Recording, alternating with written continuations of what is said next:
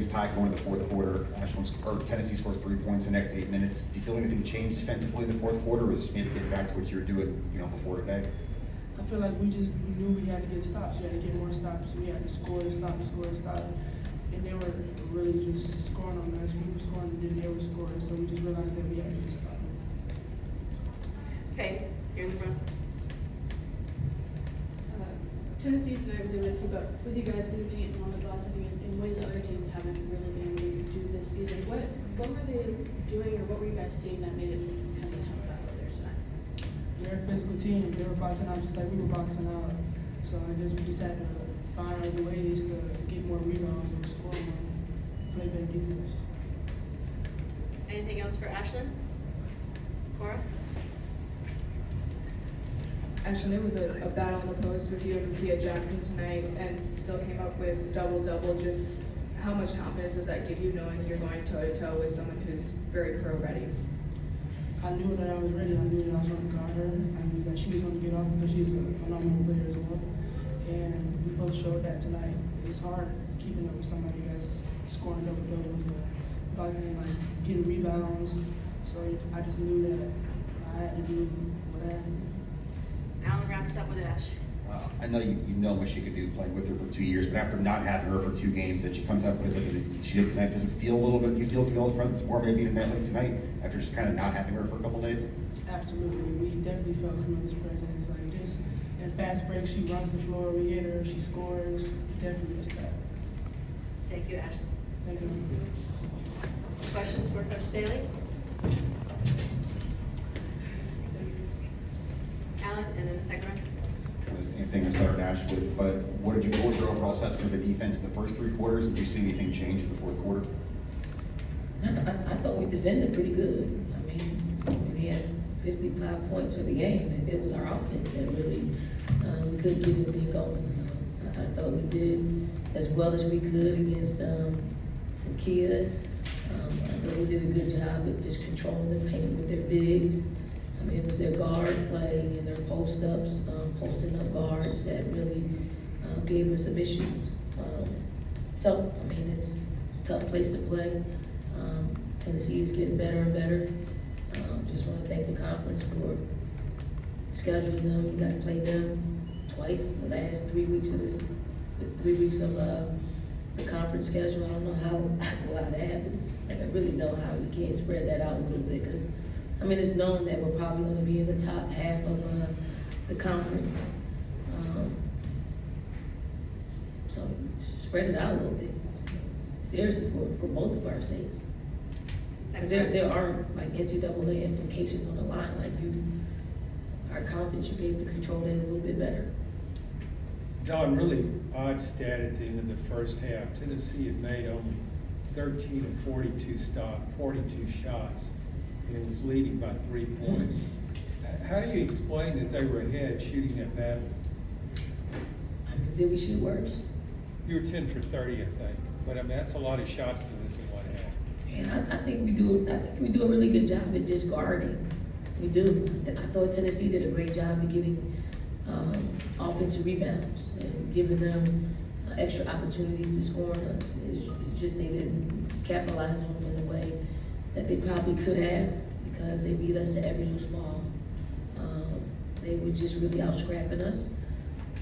And then, you get to halftime, you have to make some adjustments. Sometimes our players really don't get what's happening out there, and they need a break in the play to figure it out. I thought we did a great job just rebounding the ball a lot better, beating them to the ball, and then being intentional and getting Camilla the ball where I thought we could capitalize on her ability to score in the paint. Stay in that second row there, go ahead. With Kia Jackson had some moments against you guys did pretty well in the second half. What do you make of her talent, I guess, as a professional, future couple scouts have been here? Top pick in the WNBA draft, without a doubt. Without a doubt. I think this year really helped her on both sides of the basketball. She's defending a lot more. She's rebounding.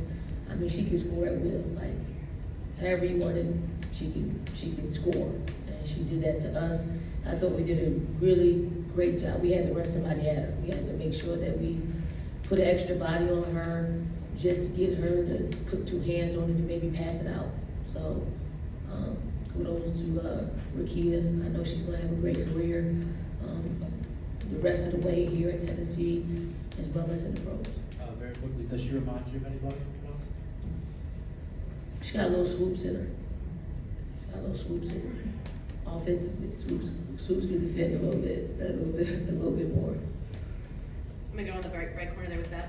Don, we came down with your fans on their buses, which has been a complete blast, but can you just talk about that unwavering support from them, riding on buses, finding their way down here, and that community that you guys have behind you?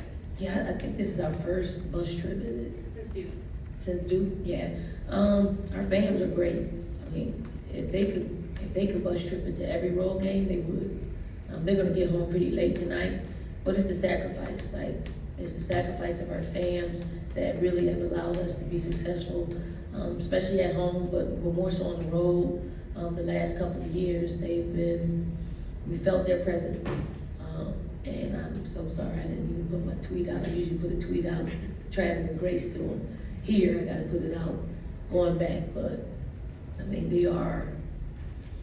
they're second to none when it comes to supporting us and being very knowledgeable about not just our team, but just, all of women's basketball. Coming here on the Did list. Caitlin get the, I'm sorry, go ahead. did Caitlin Clark, Yes, she did. how many did she score tonight? She had 23 in the first quarter, I don't know. God, no. No suspense, right? Go ahead. Don, not a lot of teams have held you to 60. I think of looking at your schedule, only one team. What was it about Tennessee's defense that was, able to stifle the offense maybe a little bit tonight? And they were locked in. I mean, they made it really hard for us to catch it. They made it hard for us to go deeper into our offense. They rattled us. I mean, they made us play, they sped us up in the first quarter, where we couldn't see all of our options in our plays, and they did a great job of covering up Powell and not allowing her to get any clean looks. And we didn't recognize it early enough. Second half, we got the ball to Camilla. We used Powell as decoys, and if they're gonna guard her as tight as they had in the first quarter, and then we run her off, and it opens up a lane for us to get the ball to Camilla.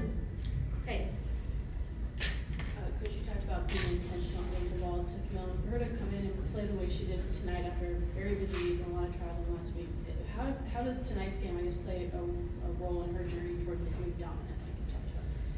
I mean, it helps. She was dominant. I mean, we don't win a game, without Camilla tonight. I thought she did a great job establishing herself early, in transition. She was rim running. We got her the ball. Probably should have gotten her the ball a lot more in the first and second quarter, but we did it. But that's what halftime's for. Came back out, and we made sure she got touches, and that was the difference maker in the game. go ahead. Coach, according to social media, Caitlin got the record on like a 40-foot shot, so that's probably par for the course. Yes. I want to switch gears though. Emotional pregame. I know you were here for Nikki McRae-Pinson's memorial service, and then you're out there with Kelly and her husband and Nikki's husband and son, and just the church, just how meaningful that was, and how difficult it still is that Nikki has really not been even gone that long. Well, I mean, Tennessee does a great job at making sure their own are recognized, and it's unfortunate that Nikki and Tasha have to be recognized in the way that they have. They're no longer here. I mean, it's hard because I often think about Nikki. I text with Little Thomas a lot, and they still have her number associated with the iPad that he uses. Sometimes I'll text him, and he'll take a while to text back, and then Nikki's name pop up, and it's just a reminder of, who she is, what she's meant to us, and I miss her dearly. Like I think the game misses her for her contributions. I know the Pinson household is a lot different. And they'll never get used to not having her here. But it's instances and experiences like this that will keep her legacy alive. So her son, Little Thomas, will know how very special his mom was. I don't think going to this game anyone expected to be as tight as it was, especially as late it was. I know you and your team didn't overlook Tennessee, but just what do you feel like you saw out of that Tennessee team you saw tonight? Yeah, I mean, they're steadily getting better, and sometimes people think that you're supposed to win every game to make you feel like you're getting better. But if you actually really watch them, as much as we have to prepare for them, you can see it. I was really, really not looking forward to having to play them when they've gotten it all together, because they do have it together. It's just more and more experience. I think Key plays a role in it. The more she's able to play a little bit longer, and she's starting to do that, they're going to be in a much better position. Rakia is starting to, you feel it, and she's starting to take over basketball games and taking shots that she's probably been passing off, but they got great guard play. They got bigs. I mean, I had a feeling, I really did have a feeling. I thought we were going to lose this game. I didn't want to lose the game, but I had that feeling of the last time we were here and we lost. Like the shoot around was kind of sluggish.